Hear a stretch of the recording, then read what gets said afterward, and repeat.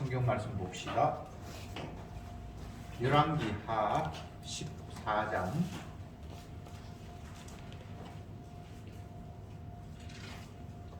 열왕기하 14장 17절부터 마지막 절까지 교독하겠습니다. 17절에 이스라엘 왕 요야스의 아들 요아스가 죽은 후에도 유다 왕 요아스의 아들 아마샤가 15년을 생존하였더라. 아마샤는 형제는 유다 왕 옆에 지략에 기록되지 아니하였느냐? 예루살렘에서 무리가 저를 모반한 거로 저가 라기스로 도망하였더니 모반한 무리가 사람을 라기스로 따라 보내어 저를 거기서 죽이게 하고 그 시체를 라기스에다가 예루살렘에서 그 열조와 함께 다윗성에 산사하니라. 유다 온 백성이 아사랴로 그 부친 아마샤를 대신하여 왕을 삼으니 때에 나이 16세라. 아마샤가 저에서 왕의 상부에 아사랴가 아셀을 죽였으나 유다 왕 요아스의 아들 아마샤 15년에 이스라엘 왕 요아스의 아들 여로보암이 사마리아에서 왕이 되어 41년을 위에 있으며 여호와보시기에 악을 행하여 이스라엘로 범죄한 느바세 아들 여로보암의 모든 죄를 떠나지 아니하였더라. 이스라엘 하나님 여호와께서 그 종 가드 헤벨 아미떼의 아들 선지자 요나로 하신 말씀과 같이 여로보암이 이스라엘 지경을 회복하되 아맛 어귀에서부터 아라바 바다까지 하였으니 이는 여호와께서 이스라엘의 평안이 심하여 멸인자도 없고 노인자도 없고 이스라엘을 도울 자도 없음을 보셨고 여호와께서 또 이스라엘의 이름을 도말하여 천하에 없이 하겠다고 아니하셨으므로 요아스의 아들 여로보암의 손으로 구원하심이었더라. 여로보암의 남은 사역과 모든 유한 일과 그 권력으로 싸운 일과 다메섹을 회복한 일과 이전에 유다에 살았던 하맛을 이스라엘에 돌린 일은 이스라엘 왕 역대 지략에 기록되지 아니하였느냐? 여로보암이 그 열조 이스라엘 왕들과 함께 자고 그 아들 스가랴가 대신하여 왕이 되니라. 아멘. 앞부분에는 아마샤 남쪽에 지난주에 아마샤였습니다. 그 마지막 죽는 모습을 기록하고 있고 뒷부분에는 북쪽 나라 여로보암 2세의 이야기를 하고 있습니다. 아마샤가 지난주에도 말씀을 살펴보았습니다만 그 다윗의 뜻을 제대로 따르지 못하는 그런 왕이었고 또 욕심을 부려서 북쪽을 점령하려고 하다가 오히려 북쪽에게 사로잡히고 당하고 그런 일을 당했습니다만 자기를 사로잡았던 왕이 먼저 죽고 15년을 이제 더 살았는데 그 15년 동안의 삶을 보면 특별한 게 없었고 결국은 반란이 일어나서 모반에 의해서 살해당했다라고 기록하고 있습니다. 참 그 늙어서 죽는 것이 뭐 병들어 죽는 것이나 늙어 죽는 것이 보통 죽는데 왕이 반란이 일어나서 살해당하는 모습은 정말 비참한 모습이죠, 그죠? 어쨌든 그렇게 해서 아마샤는 끝이 났고 그 이후에 이제 북조왕 이야기가 나오는데 여로보암 여기 2세입니다. 분열했듯 시켰던 그 여로보암은 1세라고 할 수 있고 여기서 여로보암은 이제 한참 세월이 지나서 이름은 똑같아서 그 구분하기 위해서 우리가 통상적으로 2세라고 합니다. 이 사람이 왕이 되었는데 41년을 통치를 했고 또 여호와 보시기에 악했다라는 말 그리고 선자의 요나의 예언처럼 이스라엘의 지경을 굉장히 넓혔다 그렇게 이야기하고 결국 늙어서 죽었다 이렇게 말씀을 하고 있습니다. 제가 지난주에 말씀을 전하면서 열왕기의 기록을 한마디로 요약을 하면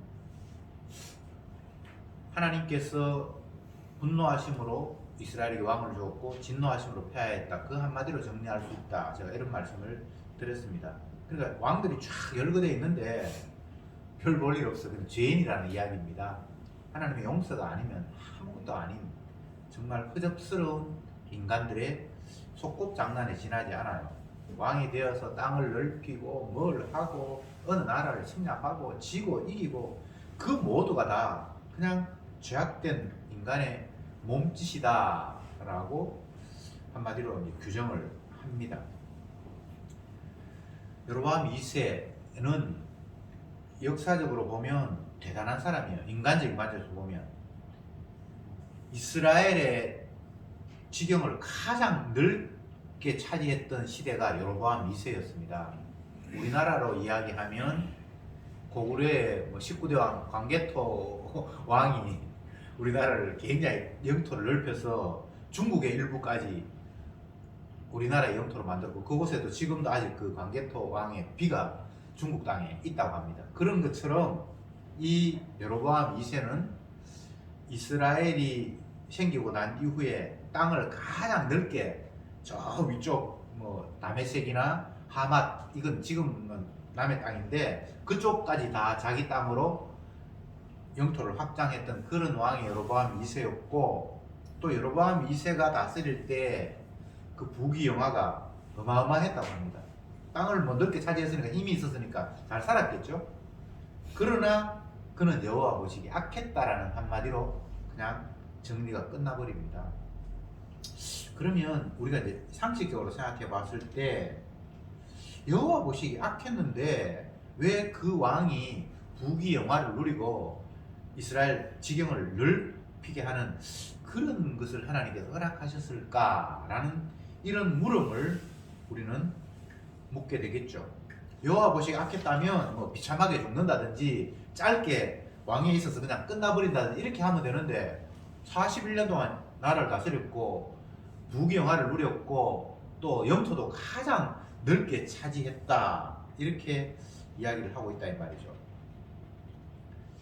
성경에는 이 방금 제가 이야기했던 이런 상태에 대한 수많은 의문을 제기하고 있습니다.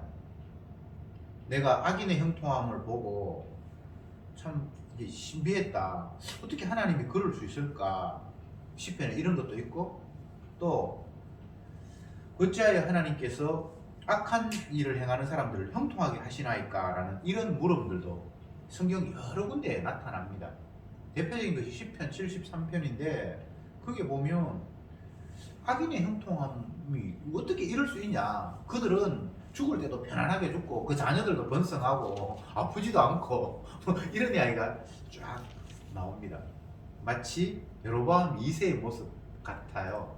분명히 여호와 보시기 악했다고 딱 규정이 됐는데 나라도 넓게 차지하고 또 부귀영화를 누리면서 너무나 행복하게 지냈고 그런데 이제 하박국에서 똑같은 물음을 물으면서 답해 주는 게 있어요. 어찌하여 괴일한 자들을 방관하시며 악인이 의로운 사람을 삼키되 하나님께서 잠잠해 하십니까? 라고 이렇게 의문을 제기하고 뒷부분에 가면 답이 나오는데 그 묵시는 정한 때가 있나니 결코 거짓되지 아니하고 반드시 이루리라. 때가 되면 하나님이 심판한다는데 그 때를 우리는 잘 알지 못하죠. 그죠? 금방 악한 일을 했으면 그 즉시 하나님께서 벌을 내리시면 속이 시원할 것 같은데 분명히 악을 행했는데도 불구하고 승승장구하고 편안한 모습을 보면 이게 하나님의 정의가 지금 이 땅에 실현되지 않나? 이런 생각을 할 수 있는데 우리는 이 여로보암 2세라는 인물을 통해서 그런 생각을 충분히 가질 수 있다. 이런 말씀을 제가 드리고 싶습니다. 그런데 이 땅에서 편안하게 잘 살고 경제적으로 풍요로움을 누리는 것을 과연 주님께서 인정하시는 복이라고 규정할 수 있는가? 이런 물음을 또 물어야 되겠죠. 예수님은 이 땅에서 세상적인 관점에서 보면 부귀영화하고는 너무나 거리가 먼 사람입니다. 이웃으로부터 사람들로부터 인정도 못 받았고 또 머리 둘 곳도 없고 거할 곳도 없는 그런 마치 들짐승처럼 그렇게 한 평생을 사셨고 그의 최후도 사람들에게 비참하게 죽임당하는 그런 것으로 끝이 나버렸습니다. 그러면 과연 예수 믿는다고 하는 성도는 예수님의 그 삶을 복된 삶이라고 규정해야 할지 아니면 아니라고 말해야 할지 정말 혼란스러운 거잖아요. 예수를 믿는다고 하는데 성도는 근데 그분의 삶을 본받고 싶다고 하고 그분이 우리의 신앙의 대상인데 그분의 삶을 보면 그렇게 아름다워 보이지는 않는다 이 말이죠. 오늘날 수많은 기독교인이라는 사람들이 이런 딜레마에 빠져 있습니다. 분명히 예수 믿는다고 하면서 예수님이 걸어가셨던 그 길은 결코 환영하지 못하는 그런 모습으로 간 사람을 그냥 저주받았다라고 밖에 이야기하지 못하는 예수님의 삶과는 전혀 다른 풍요로운 삶을 보면서 이게 주님 앞에 순종함으로 말미암아 복받은 모습이지 라고 칭찬하는 모습이 오늘날 기독교의 모습이잖아요. 그러니까 과연 그것이 성경이 이야기하는 복의 개념과 일치하는가라는 이런 의문, 물음을 또 제기하게 합니다. 오늘 북왕국 여로보암 2세의 생애를 보면서 우리가 그런 생각을 할 수밖에 없는 그런 상황이 돌입했습니다. 과연 복은 무엇일까?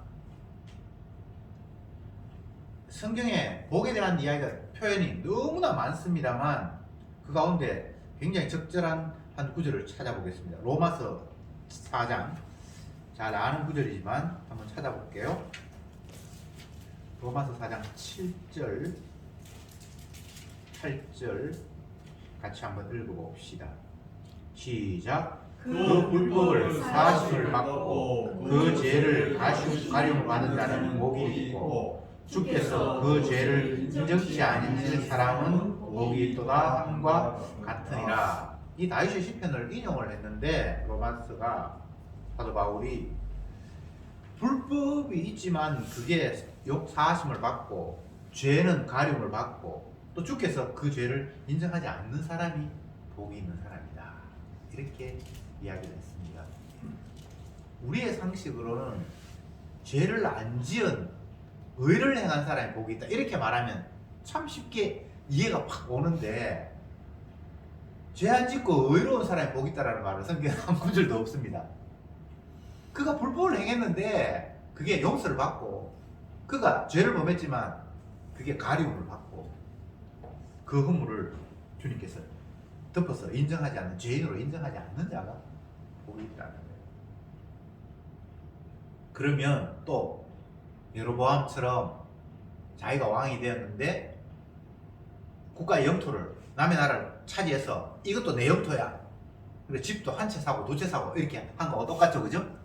그리고 그 백성들이 너무나 편안하게 그 가운데서 잘 먹고 잘 살고 남의 나라에 침략을 당하는 것이 아니라 오히려 남의 나라를 침략해서 땅을 넓게 차지했으니까 그럼 과연 그런 것들을 성경이 복이라고 말한 적이 있는가? 없어요. 인간적으로 보면 집 한 채 사고 두 채 사고 또 뭐 잘 먹고 잘 살고 무병장수하고 하면 아 복받았다라고 이렇게 말할 것 같은데 성경은 그걸 복이라고 말한 적이 없습니다. 그러면 또 역으로 이런 이야기 하죠. 내가 지금 편안하게 잘 사는데 이걸 감사해야 되지 않느냐? 물론 감사해야죠. 모든 걸 주께 주셨으니까. 가난도 주님 주신 것이고 부도 주님 주신 것이고. 그러나 내가 지금 인간적인 관점에서 뭔가 형통하고 잘 된다라고 하는 이것이 나에게 아무 문제가 없고 내가 잘하기 때문에 주어진 결과다. 그건 아니에요. 그거 착각하면 안 됩니다.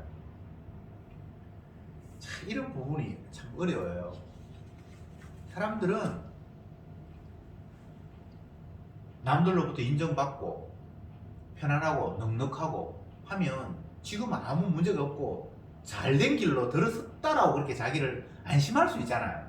그렇잖아요. 뭔가 뭐 지금 다 형통하니까 만약 내가 잘못됐다면 형통할 일이 없을 거다라고 이렇게 생각을 하잖아요. 근데 성경이 그렇게 말하지는 않았어요.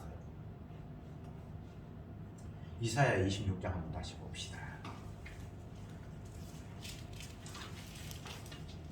이사야 26장 10절 다시 한번 읽어볼까요?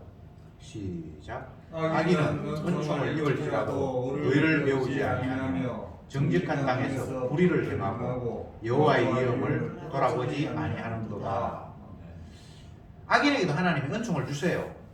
근데 그 은총을 통해서 하나님의 의를 배우는 것 이런 게 없다는 거예요. 하나님께서 죄인인 나에게도 왜 이렇게 은총을 주셨지? 이렇게 생각을 해봐야 되는데 자기가 편안하면 지 죄를 모르고 잘했어. 지금 아무 문제 없고 잘 돼가니까 순항하고 있다라는 이런 생각을 한다 이 말입니다. 그 대표적인 인물이 여로보암 2세. 나라의 지경을 넓히고 온 국민이 편안하게 잘 살고 그러니까 하나님 보시기에도 나는 지금 잘하고 있다라는 이런 착각, 망상에 사로잡히게 될 수밖에 없지요. 그게 사실은 저주인데 로마서에서는 멸망하는 자를 향해서 하나님께서 내어버려 두사라는 표현을 씁니다. 방치해버린다는 거예요. 잘 되든지 못 되든지 편안한 길로 가서 뭐 잠 잘 자고 등 뜨시고 배부르고 그래 그러다가 네가 지금 멸망길로 가지. 좁고 협착한 길이 생명의 길인데 넓고 평탄한 길을 가면서 계속해서 그 길이 편안하니까 이게 맞는갑다. 남들도 뭐 다 이게 맞다고 생각하면서 동반해서 가고 있으니까 이게 옳은갑다 라고 생각하는데 주님은 멸망할 자를 내어버려 두신 결과로 평탄하고 넓은 길을 이웃과 함께 더불어 손잡고 잘 가고 있는 상황이라고 성경은 이야기를 하고 있습니다. 편안하다, 형통하다 이런 개념이 육을 중심으로 해서 펼쳐지는 개념은 아니잖아요. 내 중심으로 해서 주님 평강과 평안을 형통을 이야기하시지 않았잖아요. 주님이 말씀하실 평강, 형통, 평안, 화평이라는 말을 사용을 하실 때에는 물론 그것 외에 다른 단어도 마찬가지입니다만 언약을 기준으로 해서 하나님이 자기가 약속하신 바가 있는데 그 약속하신 바에 근거해서 그건 형통이다, 그건 평안이다라고 이야기하지 한 개개인 한 사람의 자기의 육적인 관점에서 형통이다, 평안이다라고 성경은 규정한 적이 없어요. 복도 마찬가지입니다. 복이 개인 한 사람 한 사람의 자기 관점에서 규정하는 단어가 아니잖아요. 이스라엘의 왕도 마찬가지입니다.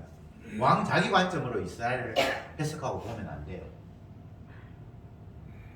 최근에 대통령 후보 한 사람이 이런 말을 해서 기사가 크게 났더라고요. 민주당을 위한 이재명이 아니라 이재명을 위한 민주당으로 만들겠다. 그 굉장히 건방지고 교만한 표현인데 아주 당당하게 사용하고 또 민주당의 많은 지지자들이 옳다. 이제 당신이 대통령 후보가 됐으니까 당신 중심으로 모든 것들이 재편돼야 된다. 뭐 이런 식으로 호응을 하고 했다고 이제 기사에 났는데 성경은 어떤 피조물도 그 피조물 중심으로 세상이 움직여지도록 하나님께서 허락하신 적이 없습니다. 왕이 되었다 한들 그 왕 중심으로 펼쳐지는 나라가 아니에요. 이스라엘은 하나님의 자기 언약을 보여주기 위해서 수많은 나라들 가운데 한 나라를 딱 뽑아서 시범 조교로 세운 국가잖아요. 특별해서가 아니라 하나님이 하시는 이 어떤 것인가를 요 민족을 통해서 한번 봐라. 12제자를 뽑았다면 요 제자들을 통해서 내 뜻이 어떻게 실현되는지를 너희들이 한번 본보기로 시범 케이스로 한번 보라는 거잖아요. 그렇게 해서 이스라엘 뽑혔잖아요. 세상 나라에는 대표자 한 사람이 왕이 세워지면 그 왕 중심으로 모든 것이 펼쳐지는 것이 언약 없는 나라에서는 그게 당연합니다. 근데 언약이 있는 나라는 언약을 보여주기 위해서 백성도 있고 지도자도 세워졌잖아요. 그러니까 왕 중심의 나라가 아니에요. 이걸 성경을 보면서 깨달을 때,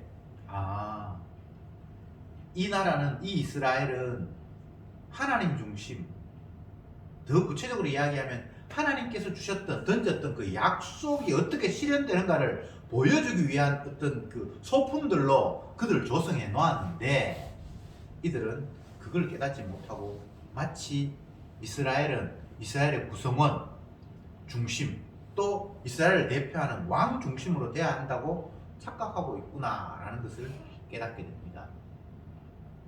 남의 이야기 할 것 없고 우리 이야기로 돌아왔어. 세상이 아니면 내 나라가, 내 교회가, 내 가정이 내가 있기 때문에 내 중심으로 이루어져야 됩니까? 아니면 내 주위에 뭐 사람들이 있는데 그들 모두가 다 나를 위해야 하는 겁니까? 전혀 아닌데 우리는 나도 모른 채 그런 사고방식을 가지고 그냥 살아가고 있어요. 대한민국과 다른 나라가 뭐 스포츠 경기를 한다든지 뭔가를 비교한다든지 그렇게 하면 이겨야만 마음이 편안하고 졌다고 하면 뭔가가 이게 불편한 거예요. 그게 나 중심의 생각을 가지고 있는 인간의 죄악된 본성입니다. 누구도 예외가 없습니다. 그러나 성경은 그런 인간 중심, 자기 중심, 나 중심의 사고방식이 얼마나 하나님을 모독하고 배반하는 악인가라는 사실을 우리에게 일러주시기를 원합니다. 이 세상에는 주 예수 그리스도 외에 다른 것들은 다 사라져야 할 그런 존재들입니다. 세례 요한이 성령을 받고 깨달은 게, 그가 고백한 게 주는 흥하여야 하겠고 나는 쇠하여야 하리라. 한마디로 세상을 그렇게 정리해 버렸습니다. 근데 그런 말을 할 그 당시에 세례 요한의 세상에서의 위상, 위치는 어느 정도 됐는가 하면 온 나라가 세례 요한을 추앙하고 심지어 대사장이나 선자 이런 사람들마저도 그를 무시하지 못했어. 그 앞에 나와서 뭔가 머리를 숙이고 세례를 받지 않으면 안 되는 그런 사회 분위기였습니다. 하나님이 그 사람을 그렇게 사용을 하셨어요. 그런데 정작 본인은 난 아무것도 아니야. 나는 그냥 광야에서 외치는 소리에 지나지 않아. 나를 주목하지 마. 내가 할 수 있는 건 아무것도 없어. 나는 쇠해야 하고 나는 없어져야 하고 내 뒤에 오시는 그분만이 존귀하게 되어야 해 라는 정확한 세상관, 정확한 언약적인 관점의 시각을 그는 고백했던 겁니다. 세례 요한이 그 말 할 때 별 볼 일 없을 때 그 말 한 게 아니에요. 옥에 갇혔을 때 그 말 한 게 아니에요. 정말 잘 나갈 때 모든 사람이 그를 추앙하면서 그 앞에 와서 세례를 받으려고 하는, 받고 있는 그런 상황 속에서 사람들은 그를 대단한 사람으로 추앙하지만 정작 본인은 나 아무것도 아니야. 나는 쇠해야 돼.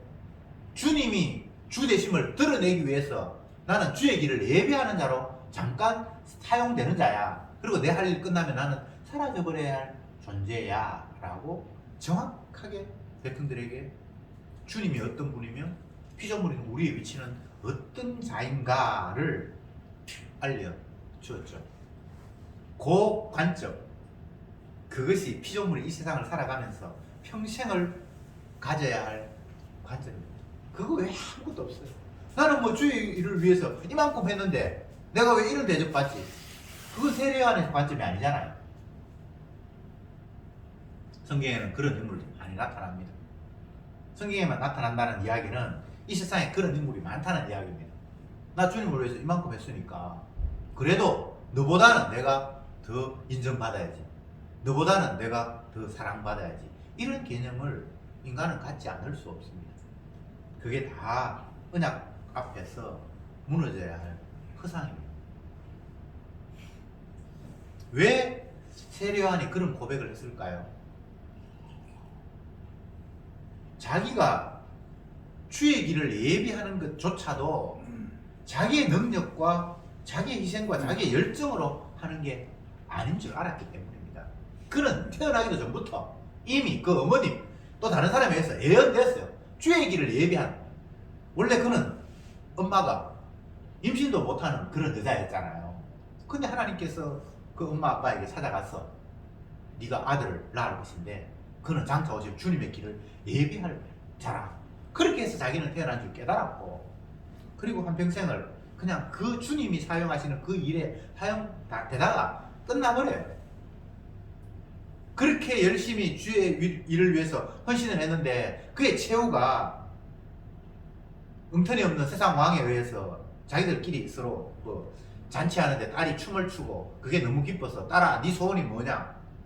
아빠 세례요한의 목을 주십시오. 그렇게 해서 목 잘려 죽는 그 마지막은 세상적인 관점 보면 너무나 비참하고 아무것도 아닌데 마치 오늘 본문에 나타난 여로보암 2세하고 비교하면 너무나 대조가 되잖아요.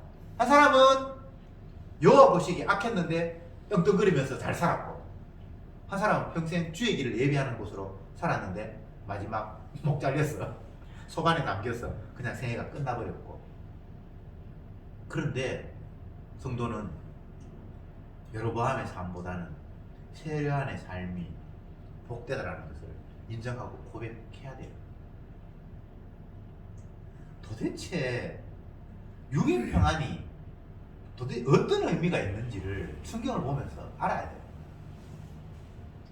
물질도 주시고 시간도 주시고 건강도 주시고 하나님께서 필요에 따라서 우리에게 주세요.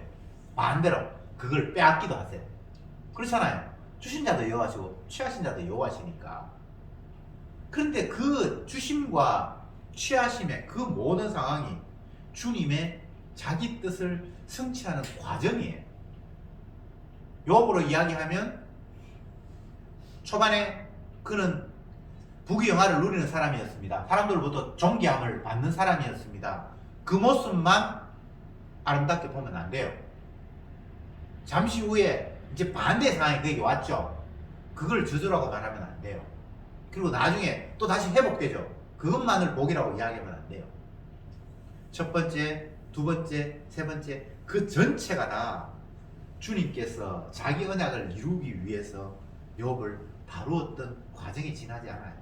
그래서 인간은 평생 주님의 손아귀에서 주님이 자기 뜻 이루는 일에 활용되는 것으로 찬송하고 감사해야 할 자, 그 외에 다른 건 없습니다. 형통한 날에는 기뻐하고 공고한 날에는 생각하라. 제가 지난주에도 그 말씀을 드렸는데 그냥 늘 언약의 관점에서 자기 자신을 겸허하게 바라보면서 찬송하고 감사하고 기뻐하는 것 외에 성도가 할 일은 아무것도 없어요. 여로보암 2세의 생애를 보면서 제가 이런 모습이 인간적인 관점에서 보면 긍정적이고 칭찬받을 모습이라고 비춰질지 모르지만 주님은 주님의 관점에 여호와 보시기에는 악했다. 한마디로 이렇게 정리를 하고 있는데 여호와 보시기에 라는 이 개념들을 우리는 너무 쉽게 그냥 생각할 수 있어요. 성경에 보면 뭐 이런 말이 워낙 많으니까 그런갑다, 악한갑다 이렇게 넘어가는데 여호와 보시기에, 여호와 보시기에 사람이 보기에가 아닙니다. 다른 사람이 평가하기에가 아닙니다. 역사가 그 사람을 어떻게 평가하기 이런 게 아닙니다. 하나님 보시기에, 여호와 하나님 보시기에 우리는 주님 앞에 살아가는 자입니다. 남들이 무슨 말을 하든 거기에 그다지 크게 신경 쓰고 귀 기울 일은 없어요. 왜? 그들은 다 오류투성인 죄인이기 때문에. 사람이 칭찬한다고 해서 그게 고무될 일도 아니고 사람이 나를 비난한다고 해서 그것 때문에 내가 기죽을 일도 사실은 없어요. 그러나 주님이 우리를 어떻게 보실까? 이건 정말 중요하고 심각한 문제입니다. 주님이 다윗을 향해서 이새의 아들 다윗을 만나니 내 마음에 합한 자가, 이건 엄청난 이야기예요. 세례요한을 향해서 여자가 낳은 자 중에 세례요한보다 더 큰 자가 없다. 이런 표현들은 이건 그냥 인간적인 관점이 아닙니다. 여호와 하나님이 자기 언약적인 관점에서 보실 때 하시는 평가예요.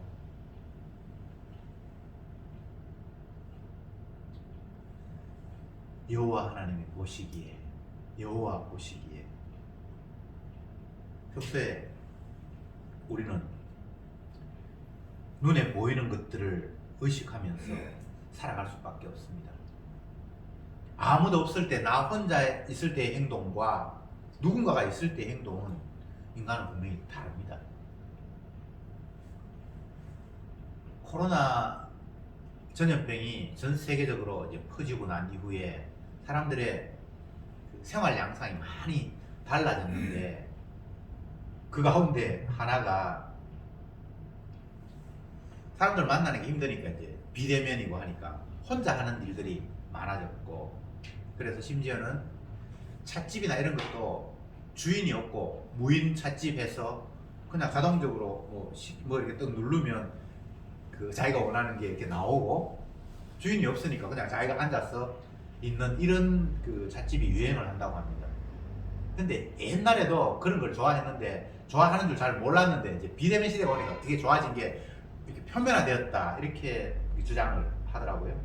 그래서 그 이야기가 어떤 이야기인가 하면, 찻집에 주인이 있으면 내가 오래 앉아 있으면 눈치 보이고 하는데 주인이 없으니까 내 마음대로 할 수 있다는 거예요. 그래서 더 좋아한다는 거예요. 제가 이제 뭘 말하고 싶은가 하면, 사람은 타인을 의식한다는 거죠, 그죠? 그럼에도 불구하고 하나님은 보이지 않으니까 별로 의식을 안 해요. 보이는 상대는 의식을 해요. 그 사람이 보고 있으니까. 근데 하나님은 보고 있다라고 잘 생각을 못 하는 거예요. 내 눈에 안 보이니까. 이게 참 무서운 이야기예요. 주님은 불꽃 같은 눈으로 우리의 내부와 심장과 마음까지도 다 관철하신다라고 성경이 기록하고 있습니다. 하나님의 말씀 살았고 운동력이 있어. 우리의 심령과 골수와 이런 것들을 찔러 쪼개기까지 한다라고 말씀을 하고 있습니다. 주님보다 더 생생하게 살아있는 분은 없는데 주님은 없는 걸로 간주하고, 이미 죽은 생명들은 생명으로 간주해서 있는 걸로 여기면서 의식하고, 참 이게 어리석은 우리들의 모습인 것 같습니다. 영원히 살아계셔서 모든 것들을 정확하게 저울질하고 판단하시는 주님 보시기에 어떠할까를 생각해 봐야 되겠죠.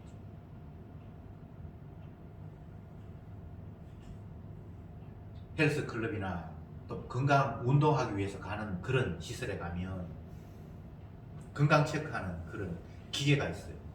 인바디인가 뭐 그런 게 있는데, 거기 올라가면 당신의 몸무게는 이만큼이고 키가 이만큼인데 체지방은 얼마고 뭐 이렇게 쫙 다 나와요. 그래서 내가 이 몸이 이 부분이 부족하구나, 이게 뭐 많구나, 이런 걸 이제 점검을 하게 되죠. 근데 사실 성도는 하나님 앞에 우리를 다 저울질을 봐야 돼요. 그것 외에는 정확한 게 없어요. 기계가 어떤 기준으로 뭐는 얼마고 뭐는 얼마고, 그 기준 정한 것도 사실 인간이 기계 입력한 거 아닙니까? 그렇잖아요.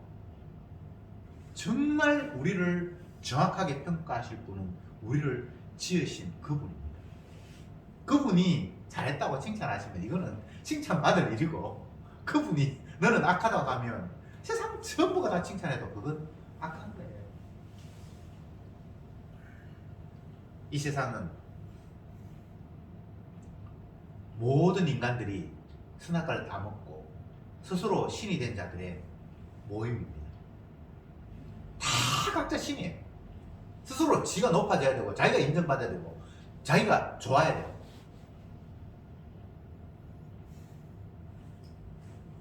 오늘날 소득 많은 직장, 직업, 그런 것들을 보면 대부분 사람들로부터 인정받는 그런 겁니다. 인기를 얻거나 하는 사람들. 그러니까 돈이 벌어진다는 것도 중요하지만 더 중요한 것은 내가 다른 이로부터 대단하다고 인정받는 그 자리가 인간은 너무너무 신나고 좋은 거예요. 대통령 되려고 내년에 뭐 3월에 선거한다 그러는데 얼마나 많은 사람들이 후보로 나섰습니까? 물론 정리돼서 지금은 좀 줄었습니다만. 근데 사실은 그 대통령이 되려고 하는 과정을 우리가 알잖아요. 온 집안의 사생활 다 뜯기고 옛날에 했던 그 누추한 일 다 덜추어내고, 우리는 평범해서 아이고 내가 그거 다 노출되면서까지 그 대통령 안 하겠다 이런 생각이 들 텐데, 그렇지 않은 사람들이 얼마나 많습니까? 내가 뭐 누추한 과거가 드러나든 말든 나 왕이 한번 돼봐야 되겠어. 내가 원하는 대로 이 대한민국 5천만 사람들을 한번 지휘해 봐야 되겠어라는 그런 욕망들 때문에 그 어려움들을 다 감수를 하는 거예요. 이게 죄악된 인간, 스스로 신이 된 모습들입니다. 사람들 앞에 내가 한번 인정받아 봐야 되겠다. 이게 하나님을 무시하는 태도예요. 여호와 하나님 보시기에 과연 이것은 어떻게 평가될 것인가? 하나님이 과연 내 생각을 기뻐하실까? 하나님이 내가 하는 이 일을 기뻐하실까? 늘 의식하지 않는다면 그는 결국 스스로 신이 된 모습으로 살아간다. 이렇게 결론을 내릴 수밖에 없습니다. 제가 열왕기 하 지금 보면서 여로보암 2세가 여호와 하나님 보시기에는 악했고 그럼에도 불구하고 나라의 지경을 가장 이스라엘 역사 가운데 넓혔고 온 백성들을 편안하게 잘 살았다. 이걸 인간들은 복이라고 할지 모르지만 하나님은 그를 복이라고 규정하지 않는다. 그렇다면 과연 성경이 이야기하는 복은 어떤 것인가? 이런 이야기를 지금까지 쭉 했습니다. 하나님 보시기에 하나님 보시기에 좋으면 그게 복이에요. 반대로 하나님 보시기에 아니면 그게 저주예요. 세상 관점이 아닙니다. 근데 왜 여로보암이라는 인물을 이렇게 정반대, 우리의 개념으로는 정반대로 이렇게 얽어 놓았을까? 하나님이 보시기 악했다라고 딱 전제를 했다면 그 삶은 이렇게 엉망진창이었다라고 그렇게 쫙 나열하면 우리의 의식 구조가 탁 이해가 될 텐데 또 그런 것도 성경에 많아요. 헤롯이라는 악한 왕은 벌레가 먹어서 몸이 축이 늘어서 죽었다 이런 이야기도 있고 범죄했을 때 그가 문둥병에 걸렸다 이런 것도 있어요. 잘못했어 저주받는 그런 모습을 딱 연결 지을 수 있는 그런 구절들이 성경에 많아요. 근데 여로보암의 경우는 좀 상황이 정반대죠, 그죠? 그럼에도 불구하고 이것은 악이라고 하나님 보시기 악했기 때문에 이런 모습이라고 우리는 깨달아야 되잖아요. 다시 말씀드립니다. 주님이 말씀하시는 복은 그 불법이 사하심을 받고 그 죄가 가림을 받고 그가 하나님으로부터 죄가 없다라고 죄 있다고 인정하지 않고 죄가 없다고 인정받은 자 그가 진정 복된 자다라고 이렇게 말씀하셨을 때 우리가 깨달아야 될 것은 우리가 잘했어가 아닙니다. 여기 복에서 복받은 자를 뭔가 자기 행동이 여기 나와 있는 건 아니잖아요. 분명히 죄인인데 분명히 불법을 행했는데 그렇죠? 그런데도 주님이 그를 덮으셔서 죄가 없다고 인정하시는 자라고 말했잖아요. 그러면 내 행동 여하에 따라 복이 주어지는 것이 아니라 나를 다루시는 그분의 관점에 따라서 모든 것들이 결정된다. 결론적으로 말씀드립니다. 성도는 주님의 사랑과 용서를 받은 자입니다. 성도는 행동을 똑바로 해서 하나님 앞에 사람 앞에 인정받는 자가 아닙니다. 만약 행동 똑바로 해서 인정받겠다라는 발상을 한다면 그 자체가 하나님 보시기에는 악입니다. 예수님은 자기의 사랑을 드러내기 위해서 자기의 희생을 만방에 알려 전파하기 위해서 자기 택한 백성들에게 자기의 피를 뿌려 그의 허물을 덮으셨습니다. 이게 주님이 말씀하시는 복입니다. 기도합시다.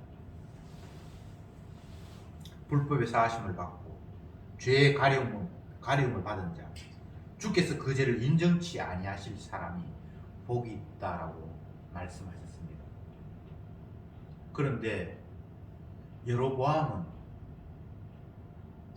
허물의 인정을 덮으심을 받는 그런 것이 아니라 오히려 세상적인 관점에서 볼 때에 너무나 부강한 나라를 만들었습니다. 그러나 그럼에도 불구하고 그는 여호와 보시기에 악했다라는 평가를 들을 수밖에 없었습니다. 주여 주님의 이 언약을 기반으로 한 평가를 가벼이 여기지 말게 하옵소서. 주께서 말씀하신 그 복, 이것만이 진정 우리가 사모해야 할 복임을 깨닫게 하옵소서. 그래서 주님의 대속의 피만 찬양하는 저들이 되게 하옵소서. 예수님의 이름으로 기도드립니다. 아멘.